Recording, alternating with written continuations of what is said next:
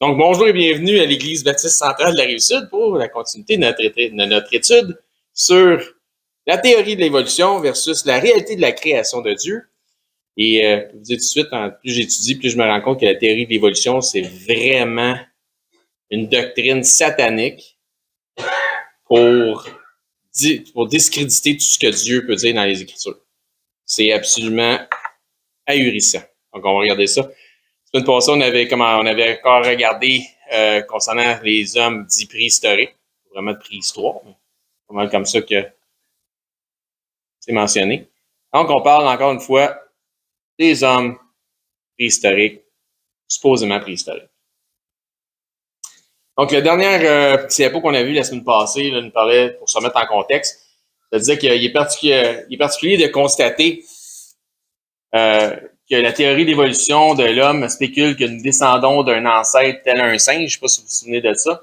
Dans cette optique, il est aussi curieux de constater que la théorie offre une panoplie de supposés chaînons évoluants vers l'homme moderne. Hein. Tu vois là comme l'homo-ci, l'homo-ça, l'homo erectus, peu importe, il y en a plein. Tu avais l'homme de Pékin, tu en avais plein de ça. Puis, mais il y en a une panoplie. Mais très peu qui mènent vers les grands singes d'aujourd'hui.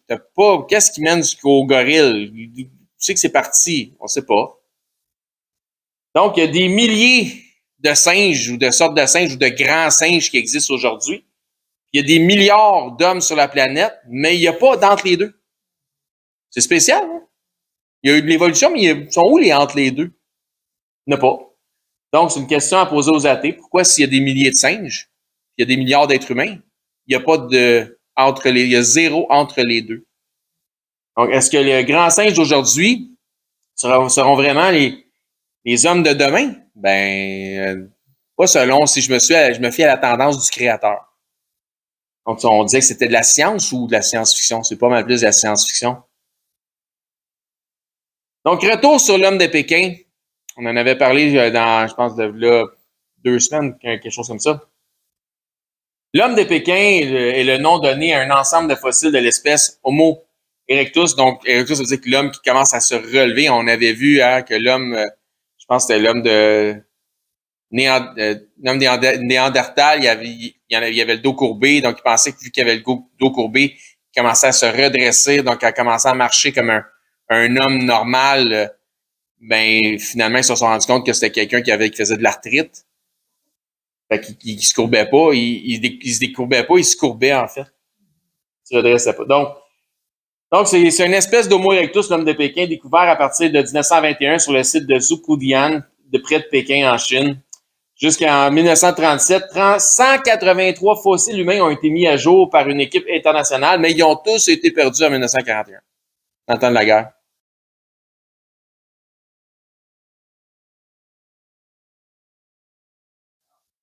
Pratique, hein? Cette découverte est controversée par le fait que de multiples restes de crânes fracturés de singes ont été trouvés dans des grottes, incluant la découverte d'outils artisanaux. Donc, tu as des singes, tu as des crânes de singes fracturés, puis tu as des outils artisanaux. Ça veut dire que les singes fabriquaient des outils, puis ils se frappaient sa tête avec.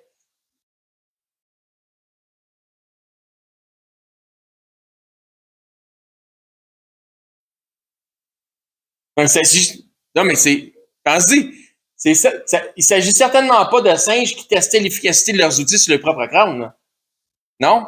Donc, il y a faut arriver à une autre logique. Donc, parce que la logique sortie de ça, c'est des singes, tu sais, grosso modo, qui fabriquaient des outils. Parce qu'on trouve des crânes de singes, mais. C'est n'importe quoi. Un article du Robb Report dénonçait récemment ceci. Dans certaines régions d'Asie, notamment en Chine, où est Pékin, en Chine, donc il y a une culture qui s'est gardée probablement, les habitants croient que manger de la cervelle de singe vivant, donc crue, chaude et sanglante, prolonge la durée de vie. Ouais. C'est spécial qu'ils trouvent dans l'homme de Pékin des crânes dans des grottes qui sont fracturées avec des outils préhistoriques, puis qu'ils ont une culture de manger de la cervelle de singe dans certaines régions de la Chine. Lors d'un podcast avec le célèbre Joe Rogan, il y en a plusieurs qui doivent le connaître, David Cho, en tout cas, c'est quelque chose, explique sa rencontre avec les Hadza de Tanzanie, donc l'Afrique de l'Est. Lors de cette expérience, Cho a participé à une chasse aux babouins avec les Hadza.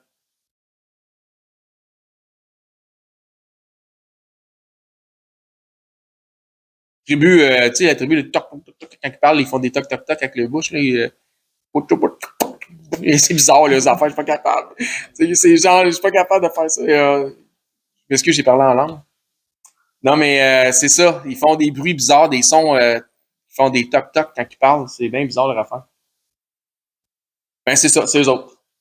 Donc, la chasse, ils vivent de façon très, très simple. Ils vivent de chasse. Ils courent toute la journée. Ils chassent avec un arc. Donc, la chasse terminée dans une grotte où les babouins vivent et les festivités gastronomiques sont... OK, la chasse a terminé dans une grotte où les babouins vivent. Donc, c'est les singes qui vivent dans les grottes. Un abri pour eux autres. Souvent, il y a de l'eau aussi dans des grottes.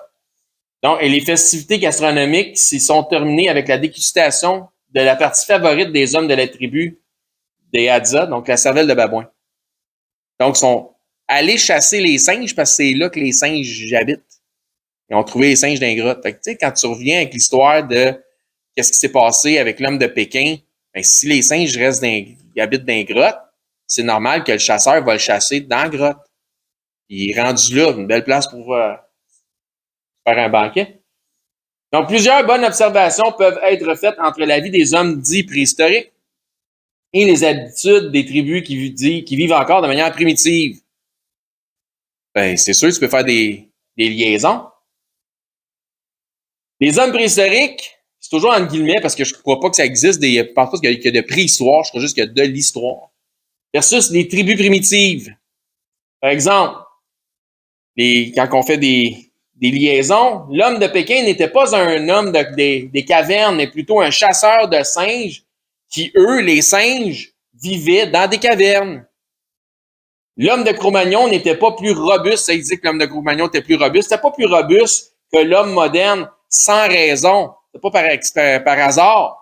Celui-ci tirait constamment sur la corde de son arc et se déplaçait constamment en courant lors de ses chasses. À force de tirer sur un arc, ça se peut que tu commences à développer des épaules, puis tu deviennes un peu plus robuste, puis ta masse osseuse se formule en fonction de ça. Donc, il y a comme une adaptation qui se fait. Il est notable d'observer que les tribus primitives utilisent habituellement leurs mâchoires et leurs dents comme étant des outils. Tu sais, quelqu'un qui a essayé d'ouvrir quelque chose avec ses dents, la même affaire. Là.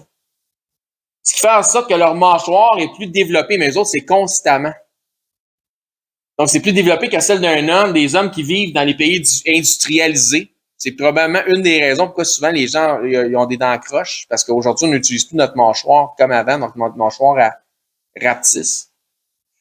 Donc, les Bushmen aborigènes australiens utilisaient grandement leur mâchoire. Il y en a, ils prennent complet. Tu sais, quand ils se font des flèches, pour mettre la baguette ronde, bien, ben, ils ont juste ça à faire toute la journée, ça passe dans les dents. Jusqu'à temps qu'elle soit bien droite. Fait qu'imagine, tu sers de ta bouche comme ça, à croquer, à un moment donné, ça se pourrait que ta mâchoire vienne un petit peu plus costaude.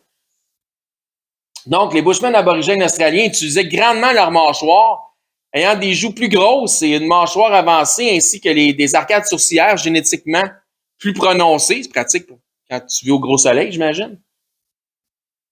Donc, ils semblaient avoir un visage plus difforme. Là, tu as plus difforme que qui? Plus difforme que qui? Aux yeux de l'homme blanc britannique à la fin du 18e siècle. Hein? Donc, l'Australie, le drapeau britannique, c'est bien que ça a été colonisé. Il était considéré comme étant une espèce plus primitive et sauvage. Donc, l'homme aborigène d'Australie était considéré comme une espèce plus primitive, plus sauvage, plus barbare, telle une sorte de singe savant. Donc, c'est pas d'hier là, qu'il y a des formes de racisme. Les colons blancs de l'époque les voyaient davantage comme des animaux.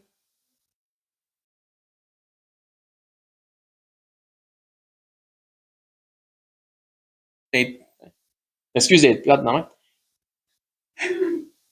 Une native bushman d'Australie s'est exprimée pour le magazine The Guardian en disant de nombreux Kartia, donc les hommes blancs, étaient trop avides de notre terre et ne nous considéraient pas comme des humains à part entière. Donc, on les voit ici enchaînés. Ah, ça a été terrible ce qu'ils ont vécu, eux autres. Terrible. C'est pas les seuls, là. On va en parler. On parle de la théorie de l'évolution, là. Où ça mène la théorie de l'évolution? Pourquoi c'est si satanique? Tu sais, quand t'es pas christocentré, là, t'es que c'est centré sur l'humanisme, puis etc. Donc, c'est qui le meilleur? C'est qui le plus fort de la gang? C'est qui est au top de la chaîne alimentaire? C'est terrible. Terrible. C'est un mépris de la vie. C'est incroyable. Les massacres de milliers d'aborigènes Bushmen australiens et tasmaniens se sont perpétrés entre 1794 à 1926 sous la seule prémisse que ceux-ci étaient une sous-race primitive. Un génocide qui a duré plus de 100 ans. Terrible. Il ne s'agissait donc pas d'un génocide meurtrier, mais d'une chasse. C'était pas un génocide, pour eux autres, c'est une chasse. Dans le but d'éliminer une vermine. C'est pas un être humain, c'est un animal. D'autres, on est plus civilisés. Acte 1726, il a fait tous les hommes sortis d'un seul sang. Tous les hommes sortis d'un seul sang qui habitaient sur toute la surface de la terre, ayant déterminé la durée des temps et les bornes de leur demeure. On parle de Dieu, il a fait tous les hommes d'un seul sang. Il y a juste une race, la race humaine, si on parle au terme de race. Serait-il possible que la théorie de l'évolution de l'homme soit à l'origine de justifications racistes? Qu'en pensez-vous? Étonnamment, un des plus fervents pères de la théorie de l'évolution des espèces est nul autre que Charles Darwin.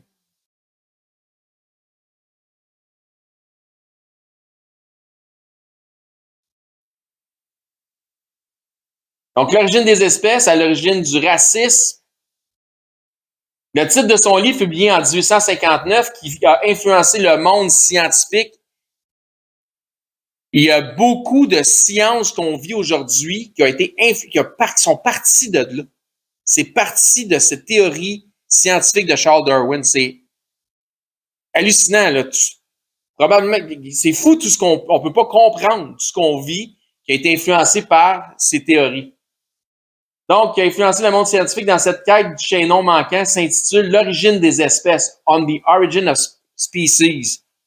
Le titre complet de son livre, L'origine des espèces, au moyen de la sélection naturelle ou la préservation des races favorisées dans la lutte pour la survie. Donc, préservation des races favorisées. Pensez-vous que lui pensait qu'il faisait partie des favorisés ou des défavorisés? Ça dépend où tu te vois sur le bord de la clôture, hein? Quel bord de la clôture tu te vois? Charles Darwin avait lui-même été influencé par l'hypothèse émise 50 ans auparavant. Il lisait beaucoup sur ces sujets-là. Donc, il y avait du racisme avant Charles Darwin, mais ça a pris une ampleur exponentielle après qu'il a amené son livre. En fait, ses livres. Donc, 50 ans auparavant, il avait été influencé par le français Jean-Baptiste de Lamarck, selon laquelle toutes les espèces vivantes ont évolué au cours du temps. Plusieurs historiens sont convaincus par les documents nazis qu'Adolf Hitler croyait fortement que le socialisme darwiniste était la réponse à une Allemagne forte et prospère.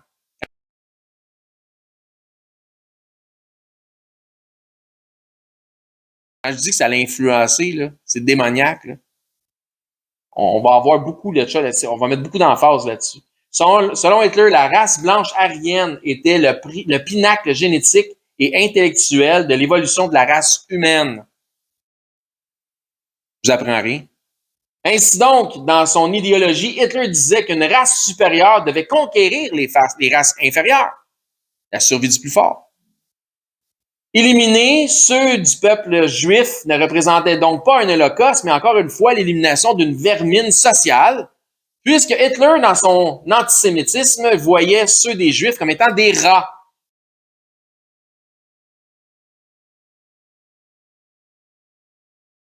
Donc, c'est écrit ici, Der Richtschutz am Krieg. Donc, ce sont eux les responsables de la guerre. Les Juifs. Imagine-toi. La propagande médiatique nazie déshumanisait ceux des Juifs en les caricaturisant à travers la propagande, tels des rats. Ça porte un nom, ça. Il y a une psychologie en arrière de ça. Ah, puis comment il a amené plein de monde là-dedans, tout son peuple là-dedans, à croire ça. Imagine-toi, là. C'est une folie sociale, c'est une folie collective. Il s'agit de la psychologie de la cruauté.